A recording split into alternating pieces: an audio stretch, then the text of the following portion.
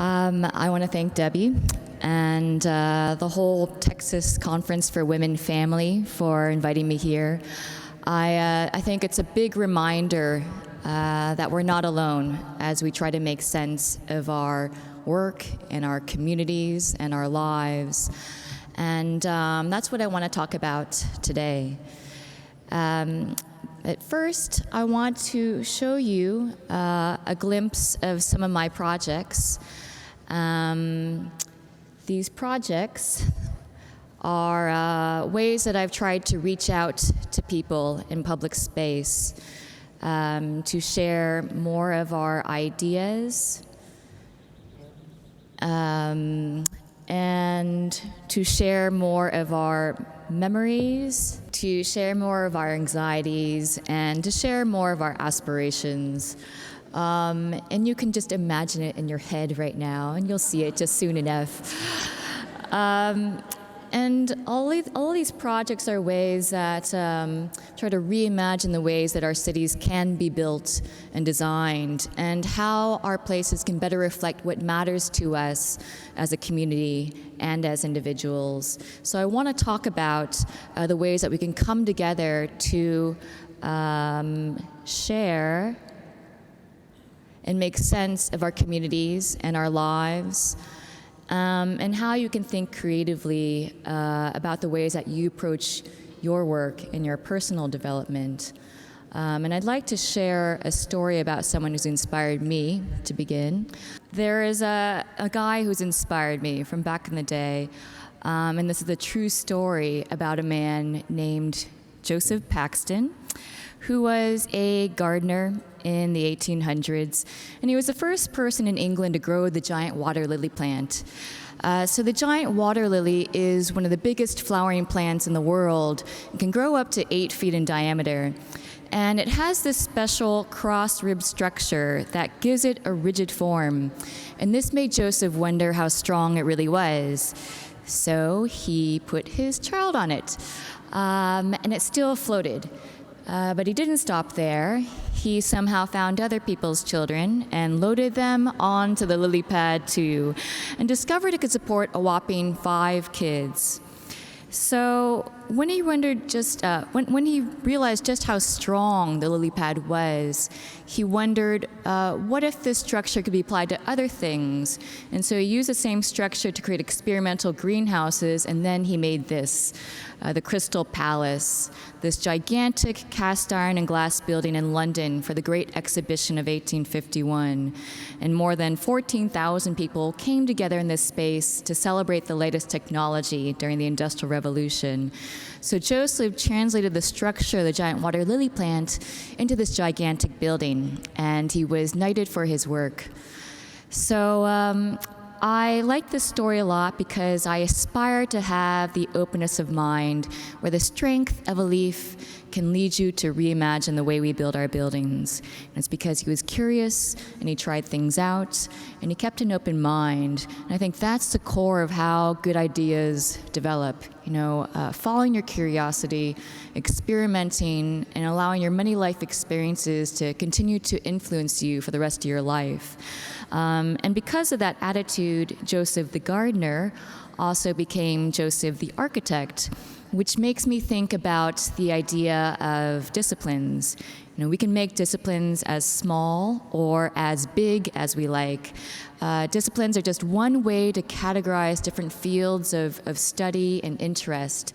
And there are many spaces between traditional disciplines, and no one says you can't go outside of the lines.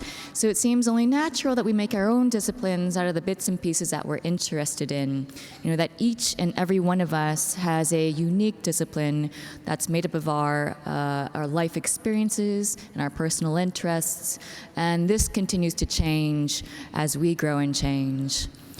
So my background is in architecture and graphic design and urban planning, and over time, bits and pieces of these disciplines and my experiences working with community groups around the world and my evolving questions have turned into the interactive experiments in public that I make today, and I'll share a few of them with you. I live in New Orleans now, and I love it. because it's easy to keep dreaming when you're awake. And it's full of colorful shotgun houses that are so damn cute, I want to pet them. But there are also many vacant storefronts, and I think many of us walk by underused areas of our neighborhoods and have opinions of what we'd like to see in these spaces. And I've been to many community meetings where the voice of the community ends up being the handful of people who can make it, or the loudest people in the room. And it made me wonder, how can more people get involved over time? And how can the quieter people, like me, share just as much as the loud ones? So I made these fill-in-the-blank stickers as a kind of crude tool and experiment, like a love child of street art and urban planning, to see what might happen if we could easily say what we want, where we want it. And I posted grids of blank stickers on vacant storefronts all across New Orleans, so anyone walking by could easily fill one out. And I was amazed to see the range of thoughtful responses, from a butcher shop to a community garden, from a place for all to hang out and enjoy, to heaven. It's a fun, low-barrier tool to provide civic input on-site, and the responses reflect the hopes and dreams and colorful imaginations across different neighborhoods. I started using cheap tools like stickers and stencils and chalk because I was just trying to do what I could with what I had, and only later on did I realize that they had other benefits.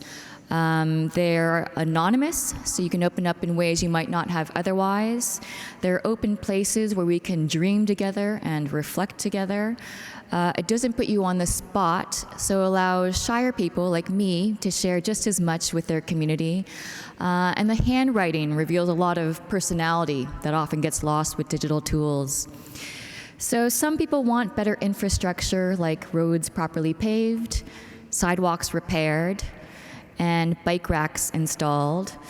And some people want better food, like an affordable farmer's market, real soul food, a donut/flower shop, or an entire building covered in bacon.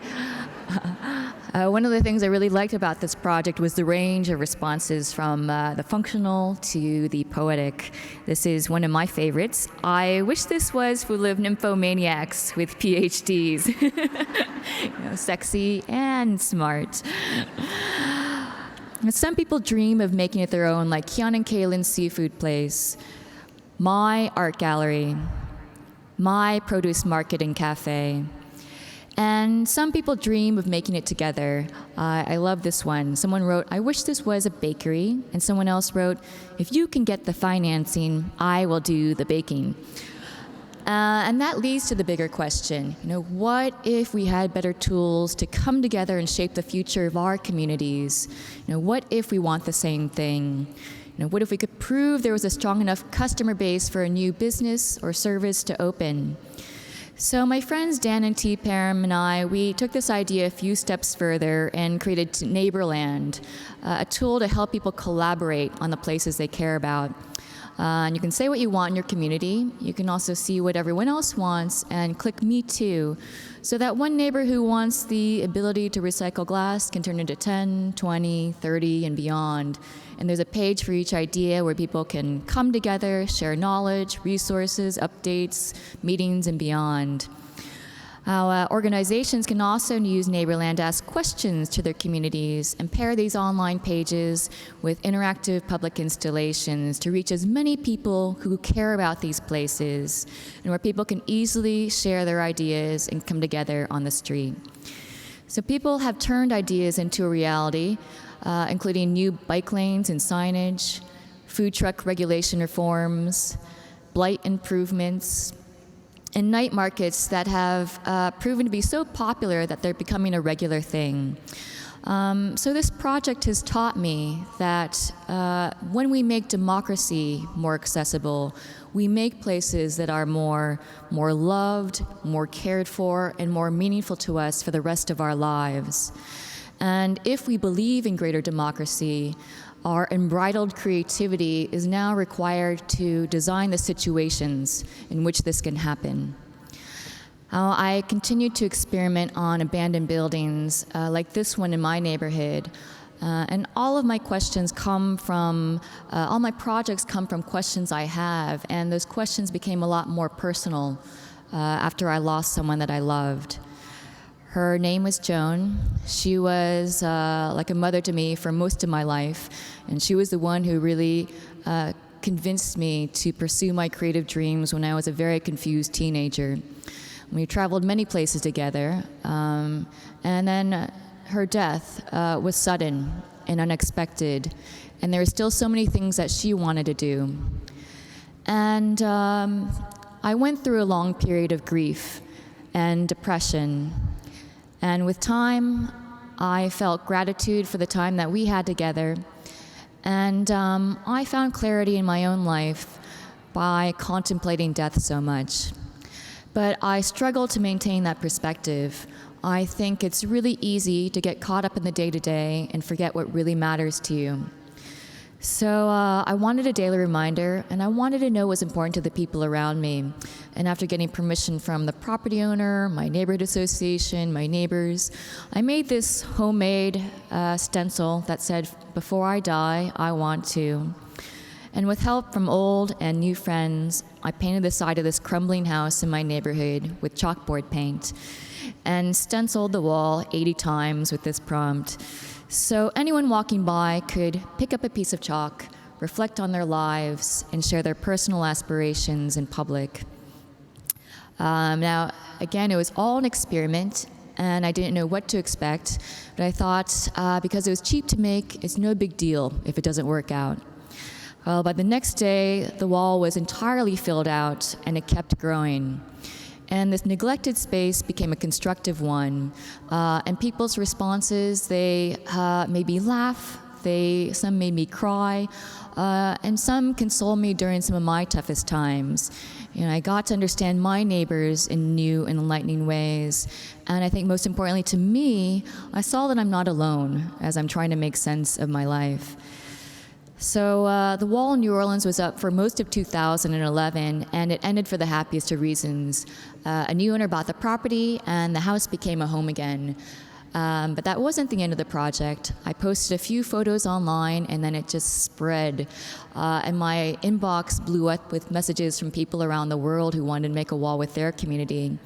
So I made a website with resources for people to make their own. And now, 4 years later, thanks to passionate people who have spearheaded their own walls, there are over 1,000 Before I Die walls in over 70 countries and stenciled in over 35 languages. And it has been...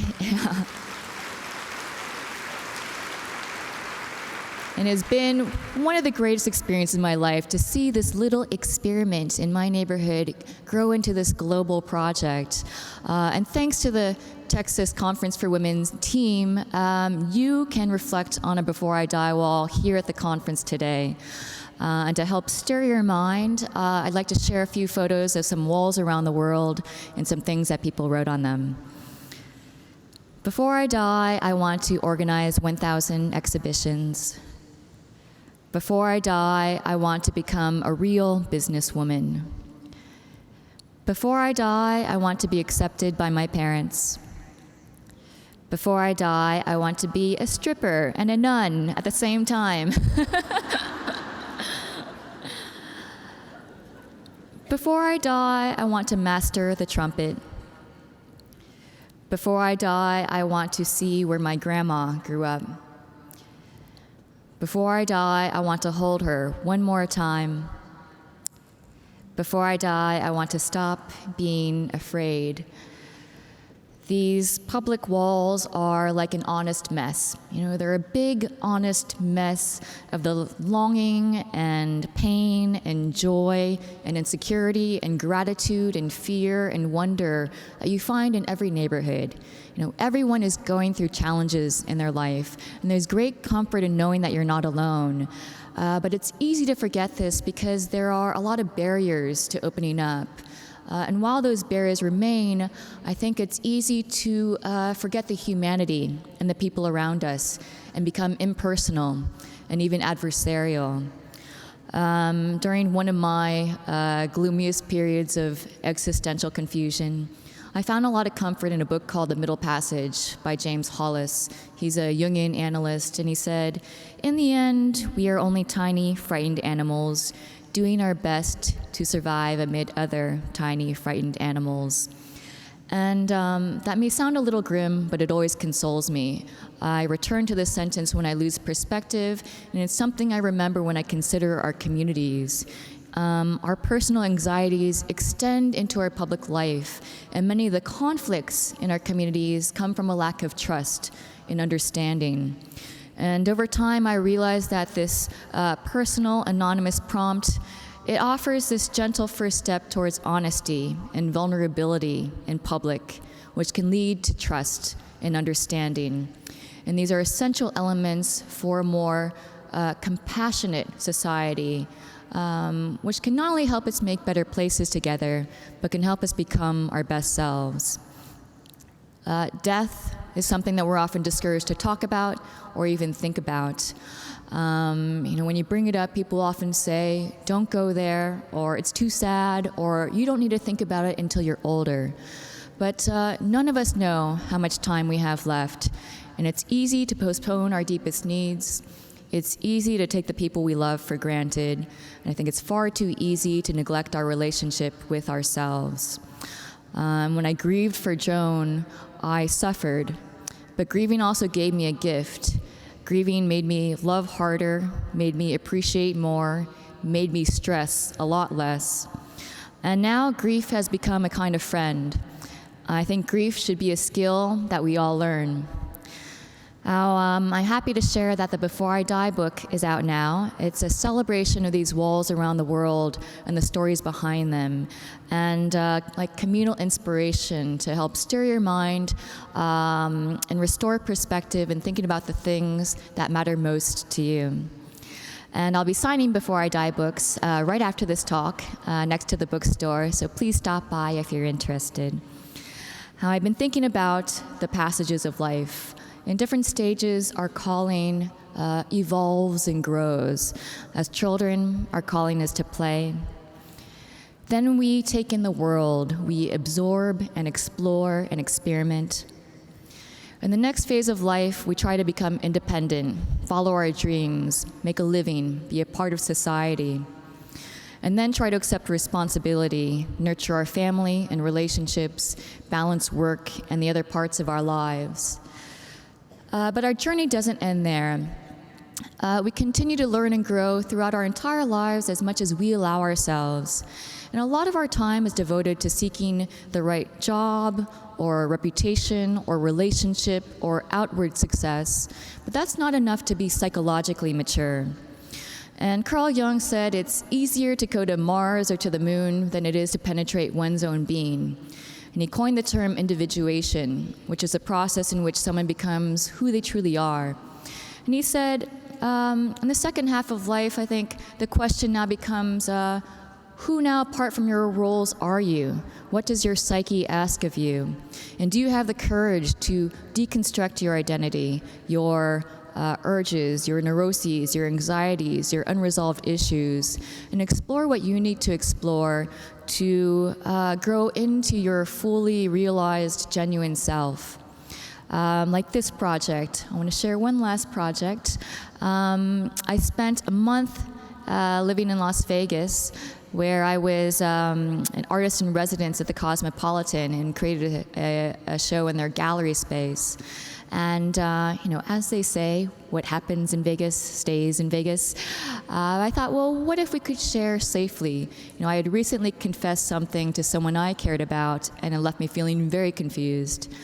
When I traveled to Japan a few years ago, I was really inspired by the Japanese Shinto shrine prayer walls, where people can write a prayer on a wooden plaque and then hang it on this public wall for the spirits or gods to receive them. So inspired by that, and Post-Secret and Catholicism, I invited people to anonymously share their confessions and see the confessions of the people around them in the heart of the Las Vegas Strip. So people could write and submit their confessions in the privacy of confession booths. And then I hung these wooden plaques on the wall so they gathered over time like a Shinto shrine prayer wall. And I projected select responses on large canvases and painted them. And by the end of the exhibit, over 1,500 confessions were displayed on these walls. From your name is tattooed on my ass. So I like porn more than my husband does. To I still love her, 2 girlfriends, and 5 years later. From I'm scared I'll die alone to I eat too much cheese. And over the last year, I felt everything from joy to despair. And I saw it on these walls too. And I think that when we feel fear or anxiety or confusion, we often do our very best to hide it from others. But what if we could make more safe places to share? You know, there's great power in knowing that you're not alone. You're not alone as you're trying to make sense of your life, and you're not the only one who feels like they're barely keeping it together. I've been thinking about why we came together in the first place. The city historian Lewis Mumford once wrote that the origins of society, the reason we came together in the first place, was not just for pure physical survival, but for a more valuable and meaningful kind of life.